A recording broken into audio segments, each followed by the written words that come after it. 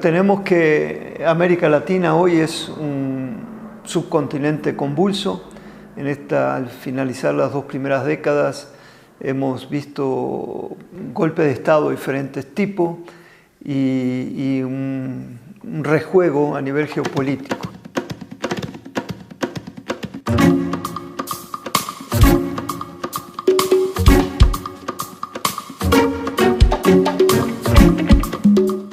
El capitalismo en su nueva fase neoimperialista que arrancó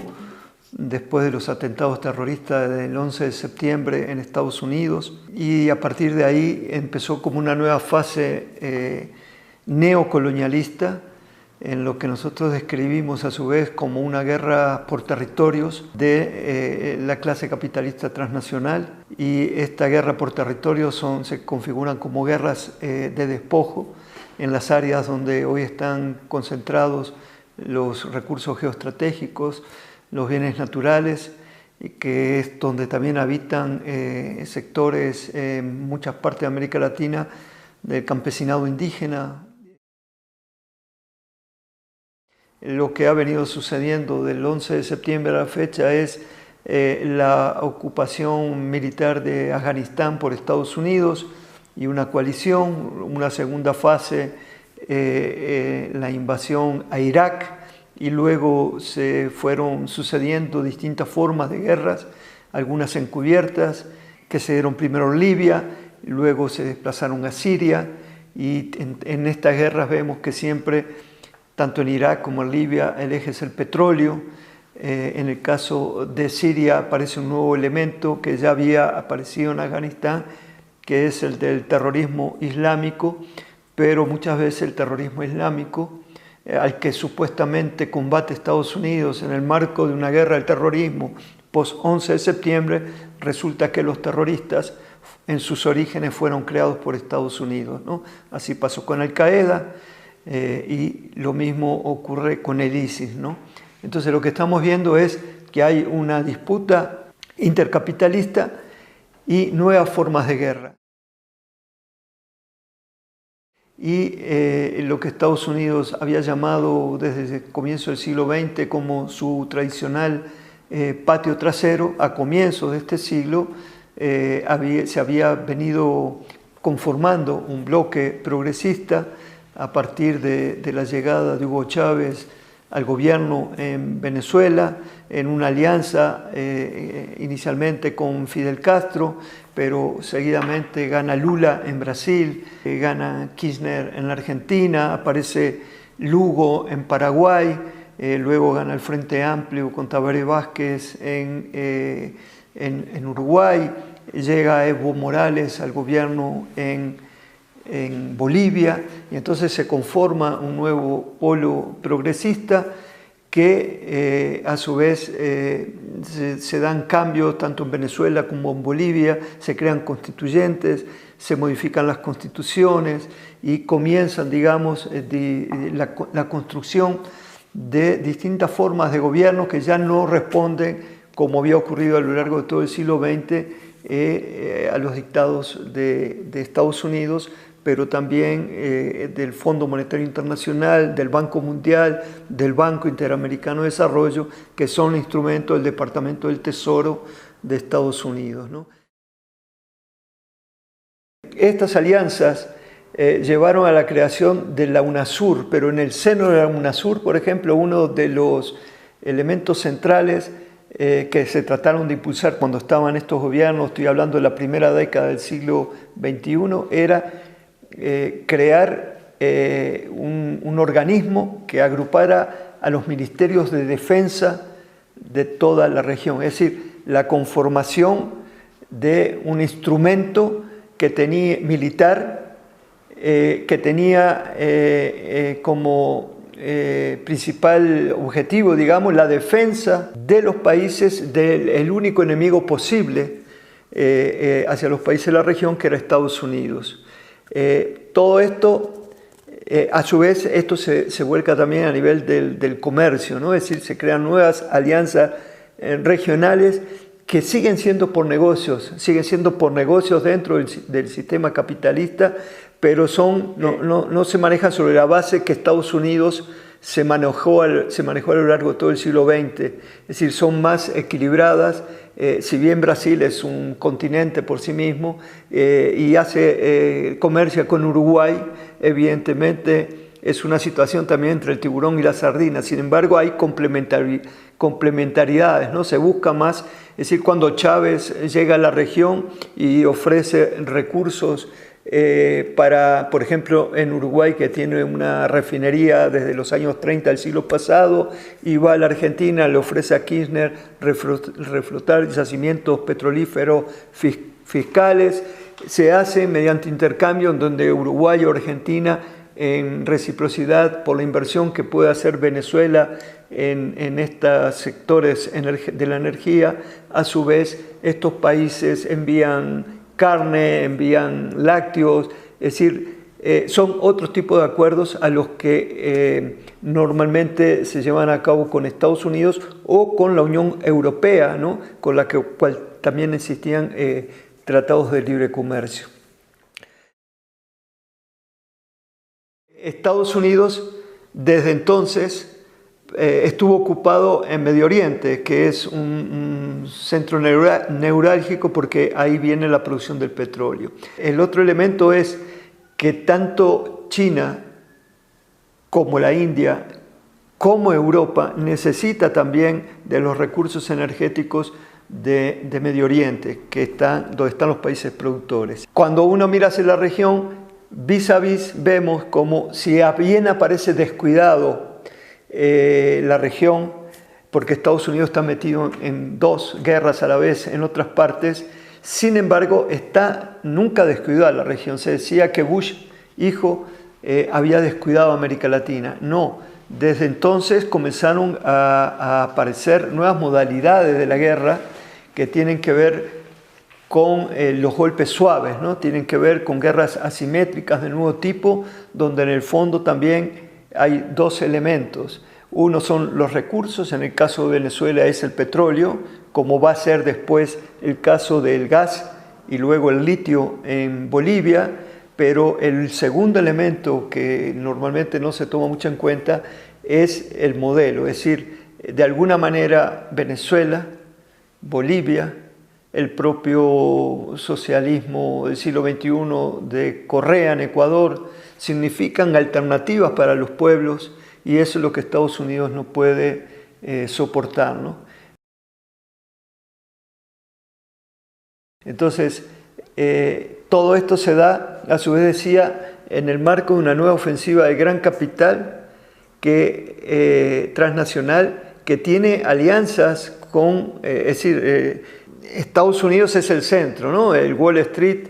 sigue concentrando a las grandes corporaciones y a la clase capitalista transnacional. Pero pensemos que los capitalistas de Estados Unidos tienen alianzas en México, por ejemplo, con Carlos Slim, hacen alianzas con Bayer, es decir, con los de la clase capitalista transnacional mexicanos, ¿no? Entonces, bueno, ahí aparecen estos aliados y se comienzan a dar en nuestros países contradicciones de clase muy profunda. Si nosotros analizamos en el primer decenio del siglo XXI, vemos que en muchos países se van en elecciones a segunda vuelta. La segunda vuelta es lo que nos están explicando en esos primeros 10 años, pero que se va a repetir en esta segunda década, que son sociedades polarizadas, divididas en dos. Si bien hay avances de corte progresista, una mitad de la población sigue respondiendo a los partidos tradicionales que responden justamente a los poderes oligárquicos, ¿no? Estados Unidos, en el caso de Venezuela, viene a utilizar esta política del golpe suave, pero cuando analizamos 2002, el golpe de Estado contra Hugo Chávez en Venezuela, vemos que Estados Unidos ya había ensayado esa política en la ex Yugoslavia. Justamente ahí cuando sacan del poder a Milosevic en Serbia, triunfa este modelo que es ya no el golpe militar directo, un golpe de Estado al interior de un país, sino que utilizan esto que puede llamarse también, o que vincula a guerra de cuarta generación, que tiene que ver con el poder mediático, el poder de los medios hegemónicos, trabajando sobre la cabeza de la gente para movilizar en las calles grandes manifestaciones, la mayor parte de las veces con jóvenes universitarios que mediante distintas formas de calentamiento de la calle llevaron a cabo el derrocamiento de gobiernos en las barbas de la ex Unión Soviética, ahora Rusia, ¿no? Entonces disgregan la Yugoslavia en 7 pequeños países, luego hay otro golpe suave en Georgia, otro en Ucrania, pero en el momento que se está produciendo eso en Europa Central, vemos que esa modalidad se está practicando también en Venezuela. En Venezuela, si nosotros vemos en los días de abril del golpe en 2002 contra Chávez, llevaban unos meses de movilizaciones. El día del golpe era una gran movilización que partía de un lugar a otro y en un momento se desvió y fue sobre el Palacio de Miraflores para derrocar a Hugo Chávez, ¿no? Entonces, ahí tuvieron el elemento de la movilización y de la propaganda de guerra, es decir, la radio y la televisión venezolana en aquellos días y después del golpe se llamaba el magnicidio, o sea, se llamaba en medios públicos que tienen que ver con el espectro radioeléctrico, que es una concesión que da el Estado, se llamaba a asesinar al presidente de la República, ¿no? Venezuela fue el gran laboratorio de las nuevas modalidades golpistas que a su vez van a adquirir otra dimensión con el caso de Lula en Brasil y luego Dilma, es decir, son los golpes de Estado legales que utilizan al Parlamento o que utilizan sectores, tanto a los parlamentarios junto con las policías federales, es decir, todo esto son formas que Estados Unidos está practicando en la región desde el comienzo del siglo XXI. Curiosamente, y eso a raíz de cuando se pone de moda esta modalidad que se practica primero en Honduras, se nos dice luego con Lugo, se saca Zelaya en Honduras, luego se saca a Lugo, el presidente, un obispo paraguayo, luego se le practica a Dilma y luego a Lula. En realidad el primer golpe de este tipo se ensayó en México en 2003 con el intento de desafuero a López Obrador. Es decir, realmente López Obrador fue desaforado y el presidente Fox tuvo que dar marcha atrás porque el tigre, como le llama ahora López Obrador, estaba en las calles y grandes manifestaciones hicieron que tuviera que echar para atrás esa medida. Pero lo que se le aplicó a López Obrador en todo el proceso, el desafuero que duró 2 años, era meterlo preso, en este caso por una falta administrativa, para que no pudiera competir en las elecciones. Los cambios geopolíticos tienen que ver a su vez, o estas disputas geopolíticas tienen que ver con que tanto China como Rusia tienen ahora una intervención también de tipo económico en la región. O sea, ya estos gobiernos progresistas, en el caso de Venezuela, llegan a acuerdos incluso en materia militar con Rusia, pero grandes acuerdos económicos con China, pero China a su vez ahora domina las nuevas tecnologías y entonces estamos en la época del 5G, pero China no solo maneja todo lo que tiene que ver con la informática, sino que esto está aplicado a su vez a los proyectiles intercontinentales,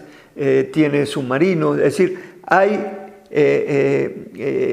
grandes saltos que tienen que ver en la disputa hegemónica entre factores de poder que no tenían incidencia hacia finales del siglo XX. China crecía y crecía durante 14 años al 8, al 9, al 10%, pero no se conocía que en la medida que iba creándose una nueva China, estaba desarrollando también un aparato militar y con un elemento fundamental. En China son millones de chinos. O sea, puede conformar un ejército de tierra muy importante en caso de una tercera guerra mundial, ¿no? Pero a su vez, en el incidente, digamos, de Siria, en 2017-2018, Rusia se metió. ¿Por qué? Porque Siria, el valor estratégico para Rusia es que si Estados Unidos y la OTAN controlan Siria, le van llegando también por la retaguardia en el cerco que están haciendo a Rusia. Entonces, en el conflicto en Siria y en la guerra contra el ISIS y de manera encubierta Estados Unidos y sus aliados, Rusia probó a su vez también elementos bélicos de última generación que superan incluso a el poder misilístico que tiene Estados Unidos. Entonces, bueno, parte de estas alianzas tienen que ver con que para su defensa Venezuela